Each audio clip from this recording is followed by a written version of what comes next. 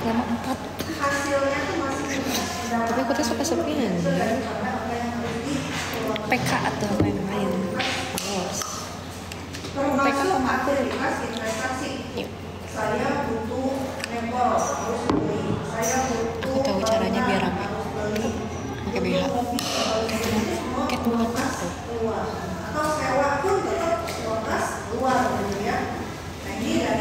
Pasti ada itu masalah kayak gitu. Terus dia ngelakuin kayak dia pakai BH doang. Terus kayak gitu. Emang ada yang kayak gitu? Anjir aku hidup. Udah saya dibego. Terus dapet deh Cilo. Pokoknya Cilo.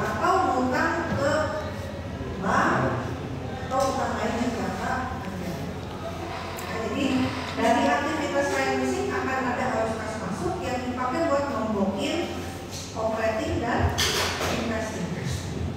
Itu tahap perusahaan baru berdiri. Begitu perusahaan sudah growing, mulai growing gitu ya, mungkin kebutuhan untuk financing masih ada. Nah, masih perlu apa? Modal dari pemegang saham atau modal dari utang jangka panjang.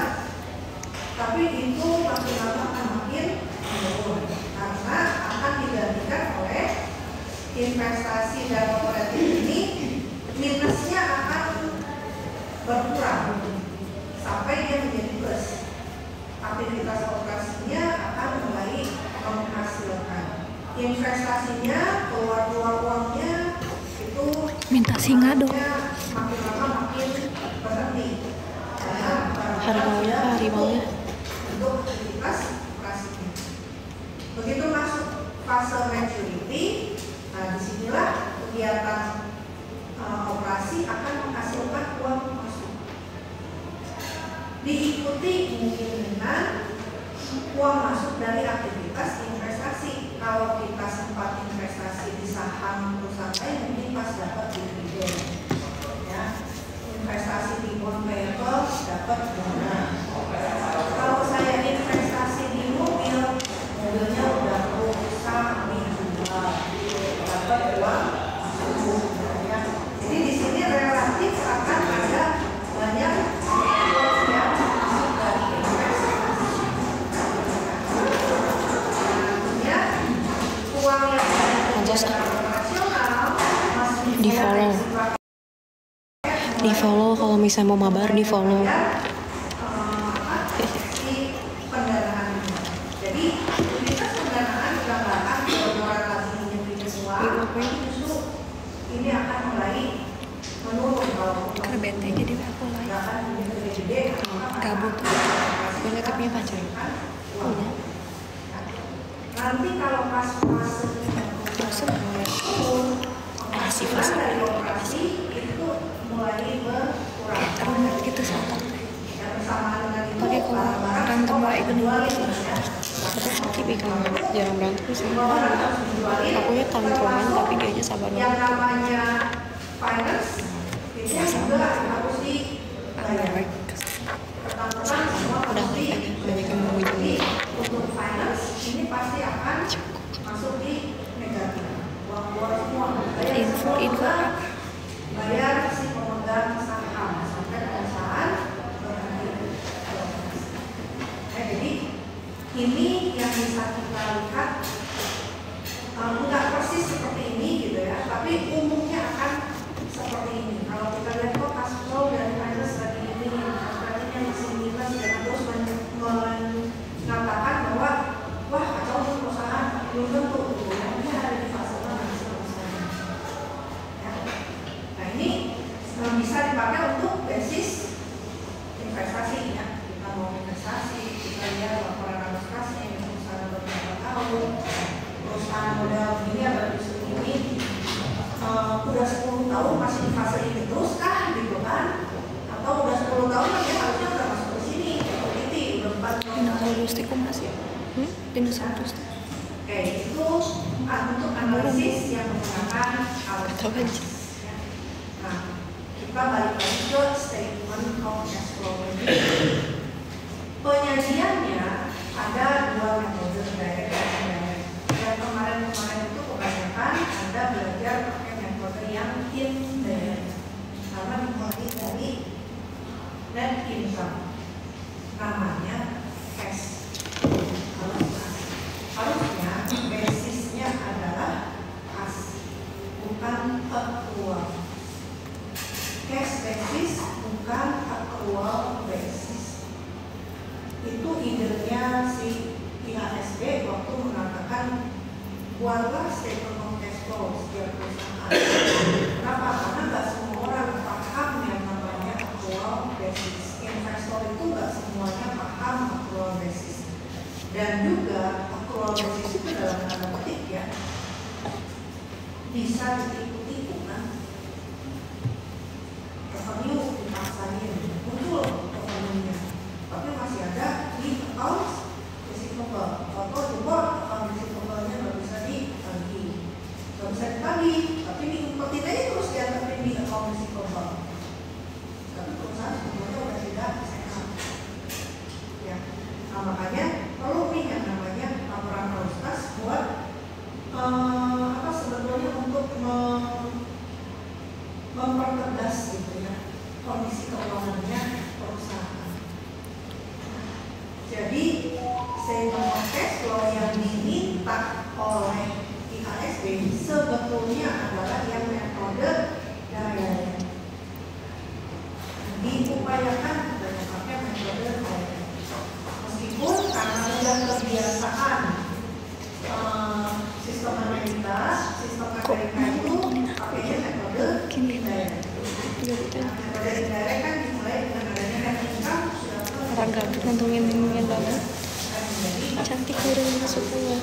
Tapi begitu ngomong Ada kan? income di atas, kata IHSG kenapa ini statement yang harusnya membantu orang tidak melihat accrual basis.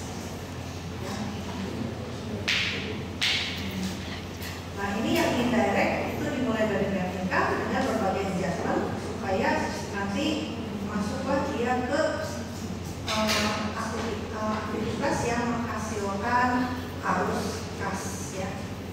Beberapa adjustmentnya ini net income itu ditambah dengan ini dikurangi dengan ini ya. Kenapa sih harus ditambah dikurangi dengan ini?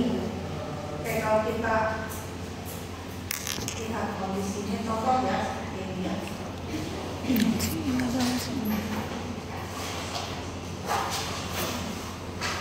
Kalau kita punya income statement yang menghasilkan Jerawat aing kayak ini kayak bisu lah.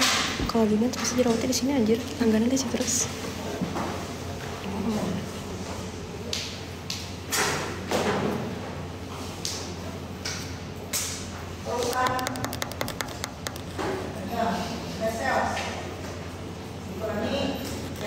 Yes.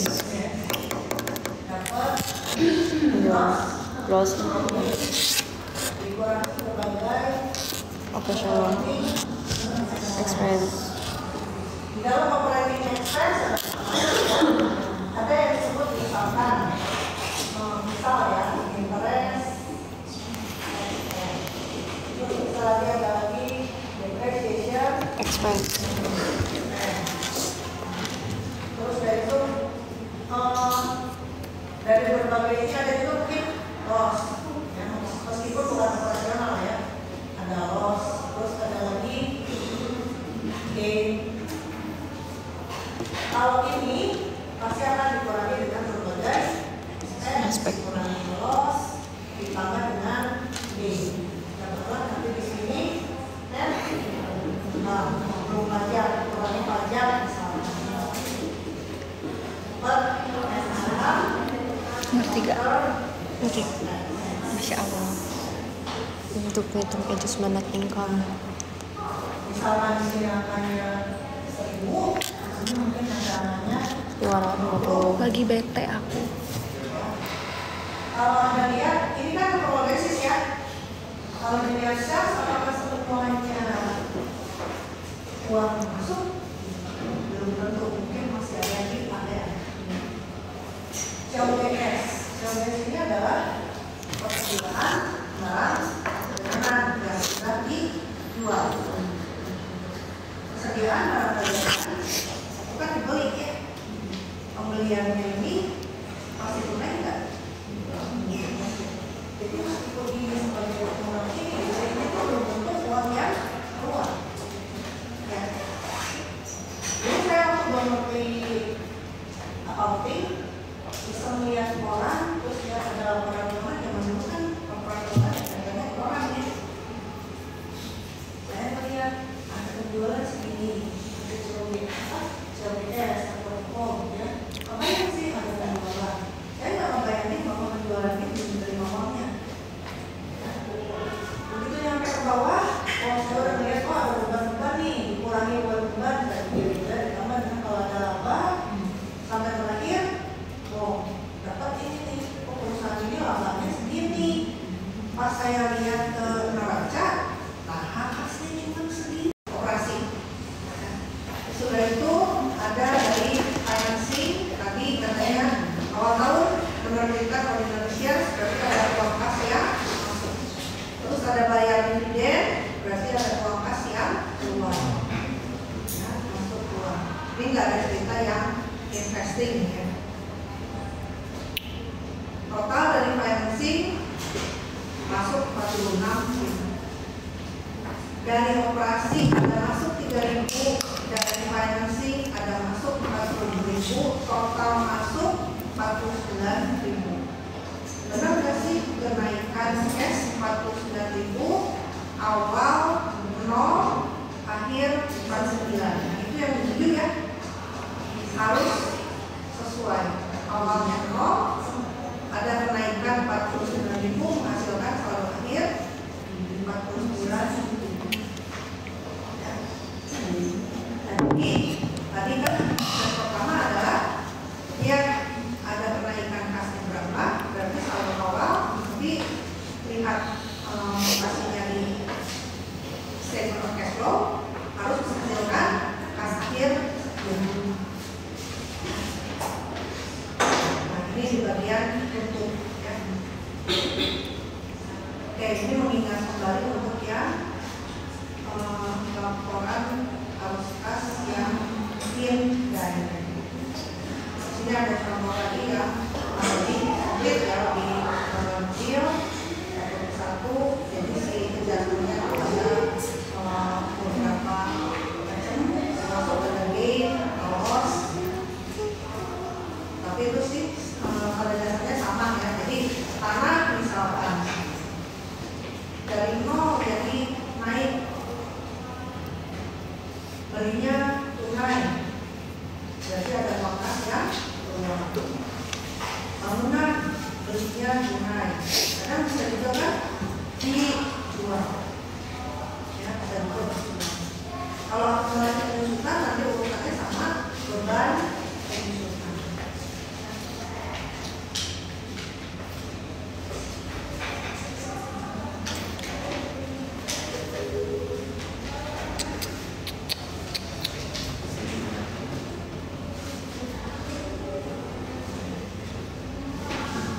Berikutnya saya akan masuk di yang laporan arus kas metode yang direct. Cantik.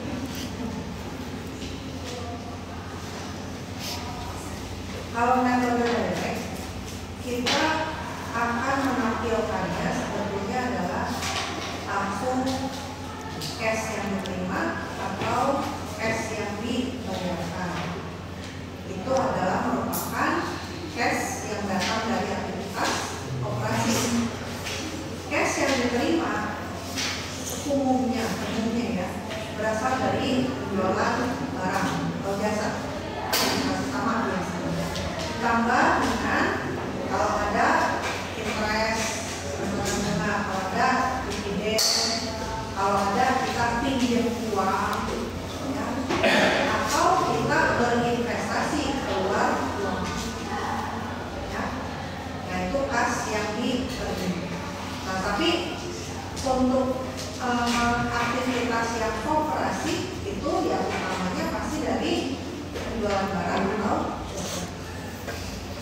Sementara untuk pembayaran cash, pembayaran atau kas keluar umumnya akan berasal dari ya bayar supplier.